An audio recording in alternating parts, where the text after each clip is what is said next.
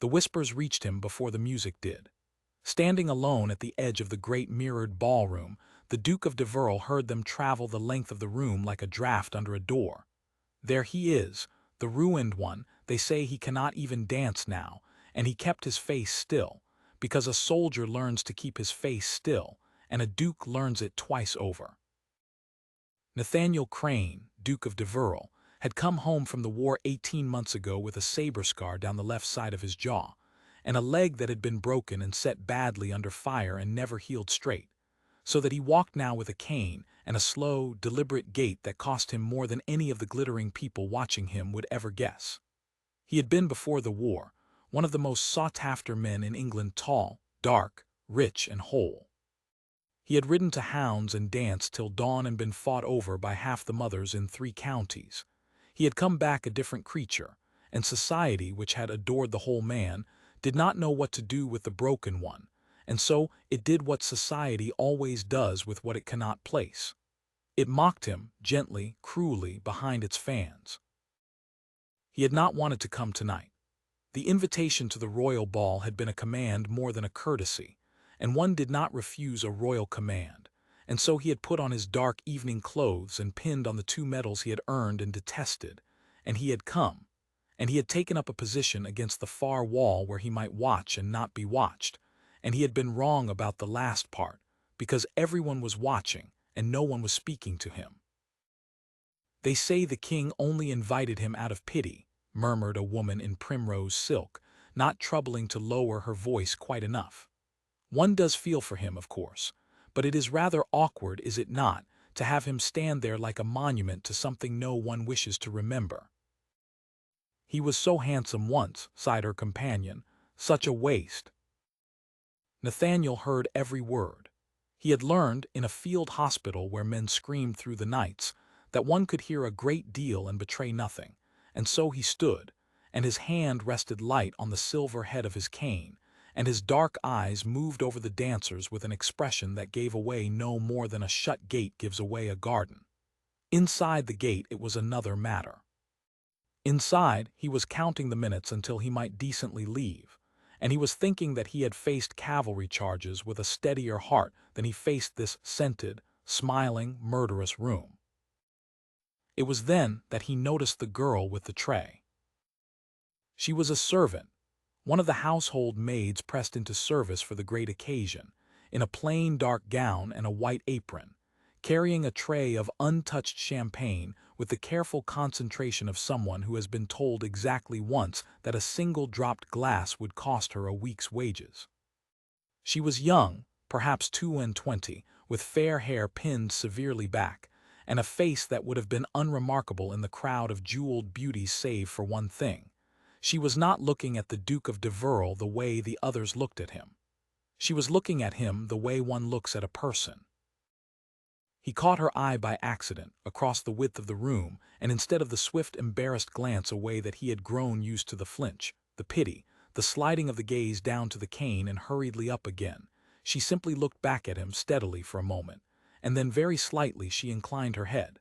Not the deep, obsequious bob of a servant to a duke, a small, grave nod of one soul acknowledging another, and then she went on with her tray.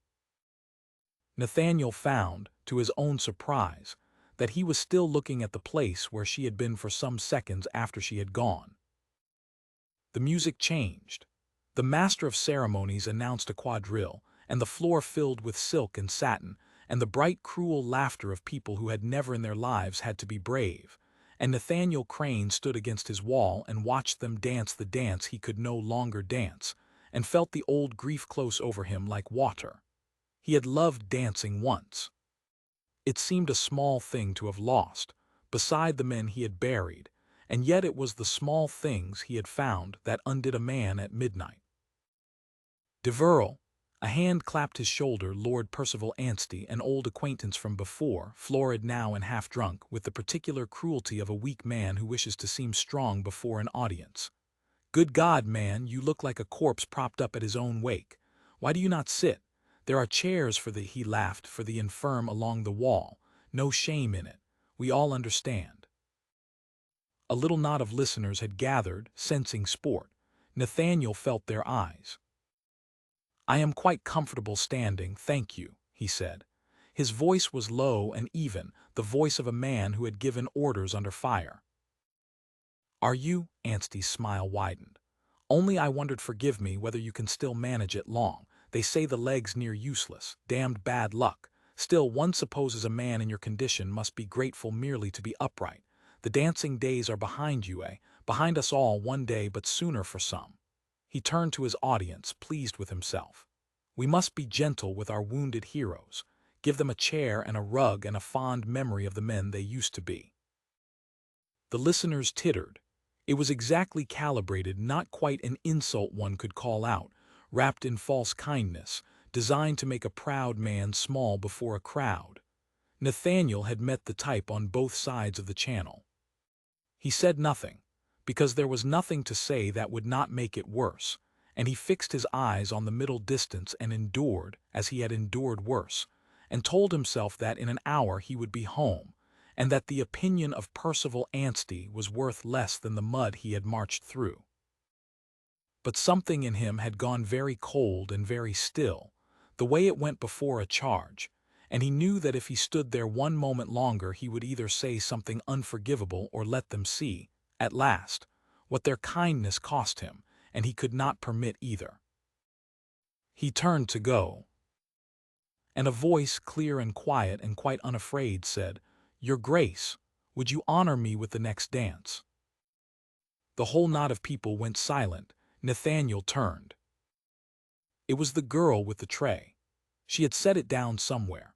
Her hands were empty now and folded before her apron, and she was standing in the middle of the polished floor where no servant had any business standing, looking up at the Duke of Deverell with color high in her cheeks and her chin lifted and terror in her eyes, and not one particle of it in her voice. For a moment no one breathed. It was an impossible thing she had done, a maid, a servant, addressing a duke, asking him to dance, breaking every rule of precedence and place and decorum in a royal ballroom before half the peerage of England. It could cost her her position. It could cost her worse. Lady Anstey's mouth had fallen open. Somewhere a fan snapped shut like a pistol shot. Nathaniel looked at her. He looked at the fear she was mastering and the courage it was costing her and the reason she was doing it, which was written plainly in the way she had placed herself between him and the sniggering crowd, a slip of a girl in a servant's apron, shielding a wounded duke with nothing but her own body and her own nerve. "I cannot dance, I am afraid," he said, and he was surprised at how gentle his own voice came out. "My leg, you will have heard, everyone has heard." "I have heard a great deal of nonsense tonight, Your Grace," the girl said steadily, "and I have decided not to believe any of it. I do not think a man dances with his leg. I think he dances with his partner, and I should be very glad of the honor if you are willing to be patient with a partner who has never danced a step in a room like this in her life and will very likely tread on your foot." Something moved in Nathaniel Crane's chest that had not moved in 18 months. "What is your name?" he asked. "Eleanor, Your Grace, Eleanor Shaw." "Miss Shaw." The Duke of Deverell shifted his cane to his left hand and held out his right, and across the whole silent, staring, scandalized ballroom he inclined his head to a housemaid with the same grave courtesy he would have shown a princess. "The honor would be entirely mine." The music had stopped between sets. Now the leader of the little orchestra, an old man who had played at court for 40 years and had seen a great many things, looked at the Duke and the maid standing in the middle of the floor, and looked at the frozen, appalled faces of the fine people all around, and made a decision of his own. He lifted his bow. He did not strike up a quadrille, which needs many couples and much moving about. He struck up instead a slow waltz, a simple, stately, forgiving thing, all gentle turns and small steps, the kind of dance a man might manage with a bad leg and a cane and a great deal of care. Nathaniel understood the kindness of it at once and was grateful and did not show it. He drew Eleanor Shaw into the waltz frame, his right hand at her waist, her hand light and trembling in his, her other hand resting on the arm that did not hold the cane, for he had not surrendered the cane and could not, and she seemed to understand this without being told, and adjusted herself to it, taking a little of his weight without ever seeming to, so that to the watching room it looked less like a man leaning on a girl and more like two people simply holding one another up. And they danced. It was not graceful. He would not pretend afterward that it had been graceful. He moved slowly, deliberately, turning her in small, careful arcs, his bad leg dragging a fraction on each turn, his jaw set with the concentration of a man doing a hard thing well.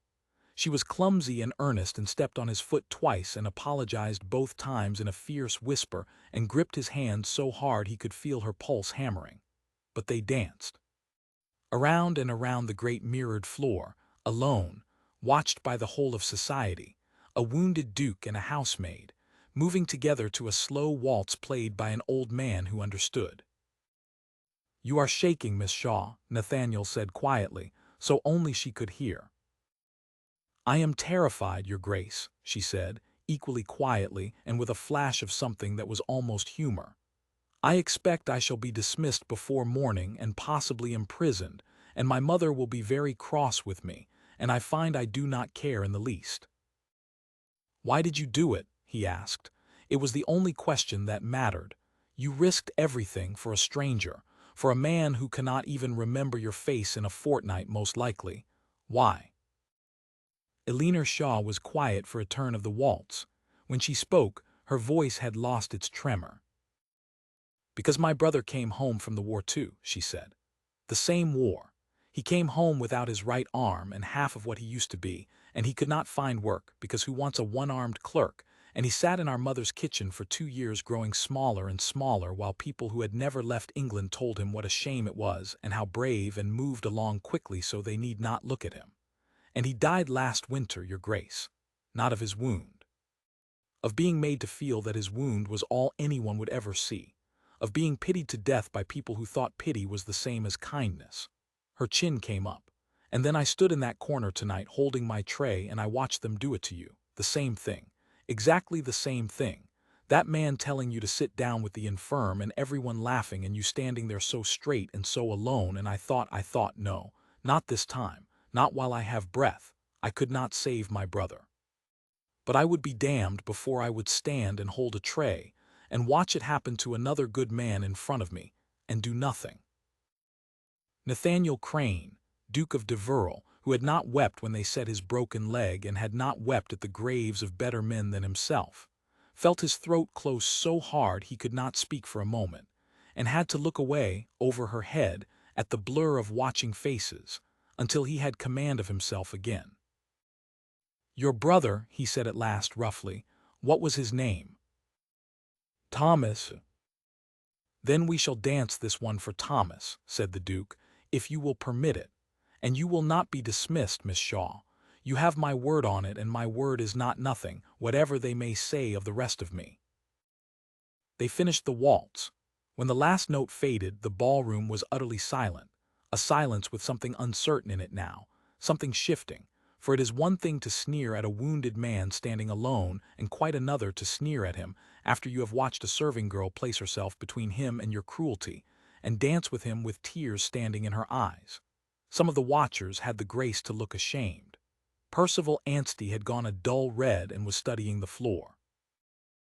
And then, from the far end of the room, a single pair of hands began to clap.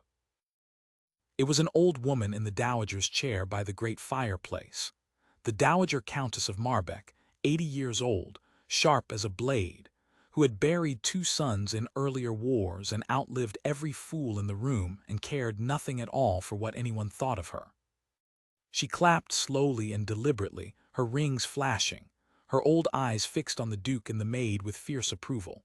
And after a stunned moment another pair of hands joined her, and then another, and then, because a crowd will follow courage once someone braver has shown the way, the applause spread across the great room like a fire catching, until the whole ballroom that had mocked the Duke of Deverell was on its feet applauding him, and the girl who had stood with him. And something none of them could quite have named, but all of them, in that moment felt. Nathaniel stood in the middle of it with Eleanor Shaw's hand still in his, and did not let go. He kept his word, better than his word. Before the night was out, he had spoken privately with his hostess and with Aliner's employer, and by the terms he set, terms no one cared to refuse a duke, especially a duke the whole room had just applauded. Aliner Shaw was released from service into a position of his own devising. He would not have her a maid. He offered her, first, a place assisting the steward's wife at Deverell, at a wage that made her weep, and she took it and came north. But that, he knew even as he arranged it, was a fiction, a decent excuse, a way to have her near without frightening her with the truth. The truth was simpler and had struck him somewhere in the middle of a slow waltz played for a dead soldier named Thomas. The truth was that he had been dying by inches for 18 months in a world that saw only his wound, and a girl with a tray had looked at him and seen a man, and had staked everything she had on the strength of that seeing, and he was not going to let her walk back out of his life into the crowd. She lived at Deverell through the spring, and Nathaniel, who had shut himself away for a year and a half, found reasons to be wherever she was. He learned that she read everything she could reach, and had taught herself Latin from her dead brother's old school books.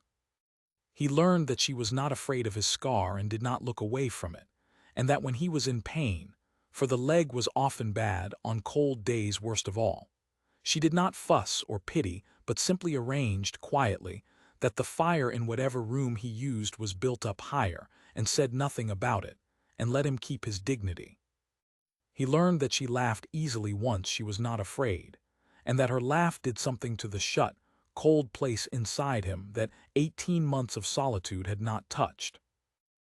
Not everyone at Deverell was glad of her. There was an under-steward, a pinched superior man named Grigg, who had served the old duke and thought he knew the natural order of things, and who made it his quiet business to remind Aliner Shaw at every turn that she was a jumped-up housemaid who had danced her way above her station, and would soon enough be found out. He gave her the meanest room in the servants' wing. He contrived that her wages were paid late. He let it be known, in the pointed way of such men, that a young woman who won a duke's notice by making a spectacle of herself in a ballroom was not the sort a respectable household could be easy about. Aliner bore it without complaint and said nothing to Nathaniel, because she had a horror of seeming to trade on his regard, and because she had learned in a hard life that a woman who runs to a powerful man with every grievance soon has no dignity left of her own. But Nathaniel missed very little where she was concerned, and when he found her one gray morning scrubbing a hearth that was no part of her work set to it, he learned, by Grigg, as a lesson in humility. He went very quiet in the way that had once made colonels nervous. He did not rage. He assembled the household in the great hall that afternoon, every servant from the steward to the boot boy, and he stood before them, leaning on his cane, and he said, in a voice that carried without being raised, "Miss Shaw came to this house because on a night when a room full of my equals thought it fine sport to mock a wounded man to his face, she alone of all of them, and a servant with everything to lose, set down her tray and stood at my side. There is not a soul under this roof, and I include myself with half her courage. Any person in my employ who offers her anything but respect offers it to me and may seek a situation elsewhere by nightfall. I trust I am understood." He looked once at Grigg, who had gone the color of tallow. "I believe I am." Grigg sought a situation elsewhere by nightfall.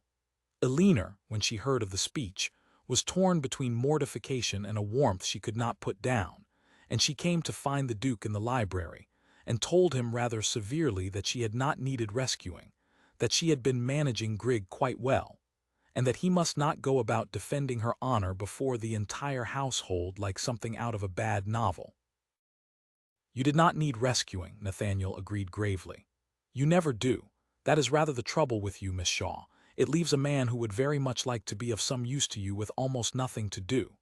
And she had laughed despite herself, and the awkwardness had melted, and it was after that, and easier after that, that he began to tell her the things he had told no one. There was a particular evening toward the end of that spring that Nathaniel would remember all his life. A great storm had come down off the moors, the sort that rattles the old glass in its frames and sends the servants scurrying, and with the change in the weather the pain in his leg had risen to a height he had not known since the surgeon's tent. He had shut himself in the small study, where no one might see, and set his jaw against it and been surprised, some while later, by a soft knock. It was a leaner. She did not exclaim or fuss, or wear the anxious, pitying face he braced himself against. She came in with a basin of hot water and cloths wrung out and steaming, and a small stoppered bottle of something her grandmother had made, she said, for a fisherman's aches, and she set them down and looked at him quite matter-of-factly and said, "You are white as the tablecloth, and you have been gripping that chair for an hour, and I will not pretend I have not noticed, because pretending would insult us both. I have nursed a man in pain before. I know how it is done, and I know how not to make a great tragedy of it. Will you let me?" And Nathaniel Crane, who had never let anyone tend the leg since the army surgeons, who had guarded his wound like a shameful secret for 18 months, found that he could not refuse her, not because he was too weak, but because there was nothing in her face he needed to guard against. So he let her. She worked the hot cloths and the ointment into the knotted muscle with strong, sure hands and steady talk of ordinary things, the storm and the roses and a foolish letter from her mother. And slowly the fist of pain unclenched, and he lay back in the chair with his eyes shut, and something in him he had held rigid for a year and a half finally, cautiously, let go. "There," she said when it was done, and her voice had gone gentle in a way she did not permit it in daylight. "It will ease now. It always eases in the end if someone is only willing to sit with it and not run away." She was quiet a moment. "That is the whole trick of it, I have found, not the ointment, the not running away." He opened his eyes and looked at her kneeling by his chair in the lamplight, sleeves pushed back, the storm at the windows, her plain, honest face soft with a tenderness she thought he could not see. And it was then, more than at the dancing, more than at any words, that Nathaniel Crane knew past all doubt that he loved her, and that he would never in his life run away from anything again, so long as she was willing to sit with him through it. He said none of it then. He was not ready, and neither, he judged, was she. But he reached down once and covered her working hand with his own and held it, just for a moment, and she went still and did not pull away, and the storm rolled on over the moors, and in the small warm study, a wounded man and the girl who had never pitied him sat in a silence that said everything neither of them yet had the courage to speak. He told her about the war, the mud, the field hospital, the friends he had carried out and the ones he had not been able to. He showed her the leg one evening plainly without drama, so that there should be no mystery in it and no shame, the badly set bone and the long scar, and she looked at it steadily and then looked up at him and said, "It is the leg of a man who stood when he could have run. I do not see anything in it to pity, your grace, and I never did." And Nathaniel Crane understood in that moment that he loved her, entirely and without hope of recovery, and had loved her most likely since she set down her tray. He did not speak of it for a long while. He was afraid, a man who had faced cannon was afraid, that she had come to him out of that same fierce compassion that had made her dance with him, a duty owed to her brother's memory and paid to the nearest wounded man, and that beneath the friendship there was only kindness, and that if he spoke of love he would frighten her away or, worse, trap her by his rank into a gratitude she would mistake for feeling. So he said nothing, and grew quietly wretched with the not saying, until a leaner, who missed very little, cornered him one evening in the library. "You have been avoiding me for a week," she said without preamble. "You go silent when I come into a room, and you find urgent business elsewhere, and yesterday you fairly fled the conservatory when I came to cut the roses. I am not a fool, your grace, whatever my birth. If I have done something to offend you, I would rather you told me plainly than treated me like a ghost you are trying not to see." Nathaniel set down the book he had not been reading. He looked at her, standing there fierce and uncertain in the lamplight, and he thought that he had never in his life met anyone so brave, and that a coward's silence was a poor way to repay it. "You have not offended me," he said. "The reverse. I have been avoiding you, Miss Shaw, because I am in love with you, and I did not know how to be near you without saying so, and I did not wish to say so because I could not bear for you to feel that my rank obliged you to a feeling you do not have. You came to me out of compassion. You danced with me for your brother's sake and stayed to be kind to a broken man, and I will not turn your kindness into a cage. So I said nothing. And in saying nothing I have made you think I was displeased with you, which is the last thing on this earth I am. There, now you have it plainly. Alina Shaw stood very still. The color came up in her face as it had that first night in the ballroom. You great, brave, blind fool of a man, she said, and her voice shook. You think I danced with you for Thomas. Did you not? I stood up for you for Thomas, she said. That is a different thing. I put myself between you and those laughing people because of my brother, yes, because I could not bear it. But I danced with you, Nathaniel Crane, and I stepped on your foot twice, and I gripped your hand till my knuckles ached, and I looked up into your face while that old man played us a waltz. And somewhere in the second turn of it, I stopped dancing for Thomas and started dancing for myself, because I had never in my life felt so much like a person as I did with your hand at my waist and your eyes on mine, treating a housemaid like she was the only woman in a room full of duchesses. I have loved you since before I knew your Christian name.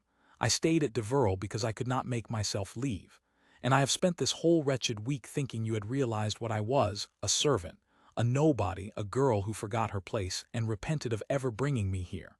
A tear spilled over. So do not tell me about compassion, your grace. I know the difference between pity and love better than most, God knows, and what I feel for you is not pity. For a moment the Duke of Deverell could not move. Then he crossed the room to her slowly, with his cane, in the halting, deliberate gait that no longer, when she was watching, felt to him like a thing to be ashamed of, and he set the cane aside, and he took both her hands in both of his. Then I will ask you a second time, he said, the question I asked you in the ballroom, though I mean something rather larger by it now. Miss Shaw, Alina, would you honor me for the rest of my life and yours with the next dance and every day between? I have never danced a step in a room like this in my life, Alina whispered, laughing and crying at once, and I shall very likely tread on your foot. I am counting on it, said Nathaniel Crane and kissed her. They were married at Deverell that summer, and the Dowager Countess of Marbeck, who had begun the applause, came all the way north in her ancient carriage to see it done, and pronounced the new Duchess the only sensible woman to enter that family in 60 years. Society, which had mocked the wounded Duke, discovered within a season that it had always thought the match the most romantic in England, that it had personally admired the Duke of Deverell's courage all along, and found the story of the brave girl who danced with him quite the most touching thing it had ever heard. Nathaniel let them think what they liked. He had learned in a harder school than any ballroom what the applause of a crowd was worth and what it was not. He danced at his own wedding. It was slow and it was careful, and he leaned on his bride more than a little, and no one who saw it ever forgot it. Percival Anstey was not invited. His leg never healed straight, and there were cold days to the end of his life when it pained him and he needed the cane and the fire built high. But he was never again, in all the years that followed, a man defined by his wound, for he had married a woman who had looked past it before she ever knew his name, who saw a soldier where others saw a cripple and a man where others saw a monument, and who reminded him, in 10,000 small unspoken ways across a long and happy life, that a man does not dance with his leg. He dances with his partner. And Nathaniel Crane, Duke of Deverell, danced with his to the end of his days and counted himself, wound and all, the most fortunate man in England.